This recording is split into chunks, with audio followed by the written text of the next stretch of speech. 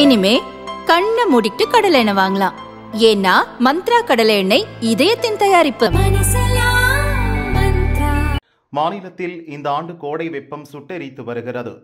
தமிழகத்திலும் வெயில் கொளுத்தி வருவதால் பெரும்பாலான மக்கள் நண்பகல் வேளையில் வீட்டிலேயே தஞ்சம் அடைகின்றனர்.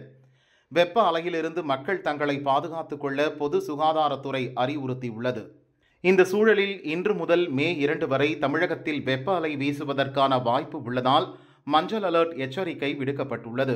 நேற்று அதிகபட்சமாக ஈரோட்டில் 108.3 டிகிரி ஃபாரன்ஹீட் வெப்பம் பதிவானது.